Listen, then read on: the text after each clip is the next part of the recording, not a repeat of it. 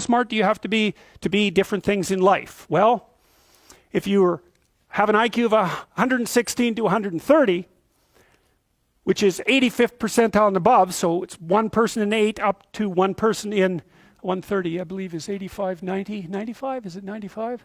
I think it's 95. One person in 8 to one person in 20.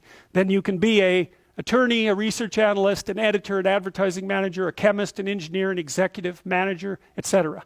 That's now, that's not the high end for IQ, by the way. You know, that it can go up, well, it can go up indefinitely, although there's fewer and fewer people as it goes up. So if you want to be the best at what you're doing, bar none, then having an IQ of above 145 is a necessity, and maybe you're pushing 160 in some situations, and maybe that's making you one person in 10,000 or even one person in 100,000. And then also, to really be good at it, you probably have to be reasonably stress tolerant and also somewhat conscientious. So you know, people, well, you think, well, why is it that smart people are at the top of dominance hierarchies? And the answer to that, in part, is because they get there first. Right? I mean, everything's a race, roughly speaking, and the faster you are, the more likely you are to be at the forefront of the pack, and intelligence in large part is speed. That's not all of it is. So if you're moving towards something difficult rapidly, the faster people are going to get there first. So IQ of 110 to 115, so that's 85th to 73rd to 85th percentile.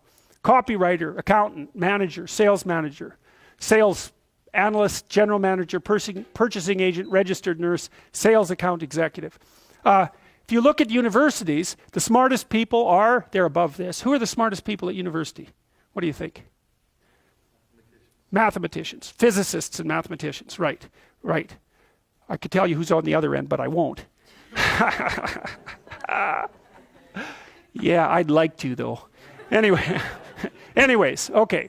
Going down now 103 to 108 is slightly above average, right? 60th to 70th percentile. Store manager, bookkeeper, credit clerk, lab tester, general sales, telephone sales, accounting clerk, computer operator, customer service rep, technician, clerk, typist. So you see at this level, people have some technical skill and some ability to deal with complex things. Okay, that's dead average. 100 is average. Dispatcher in a general office, police patrol officer, receptionist, cashier, general clerical, inside sales clerk, meter reader, printer, teller, data entry, electrical helper. 95th to 98. Machinist, food department manager, quality control checker, security guard, unskilled labor, maintenance, arc welder, die setter, mechanic.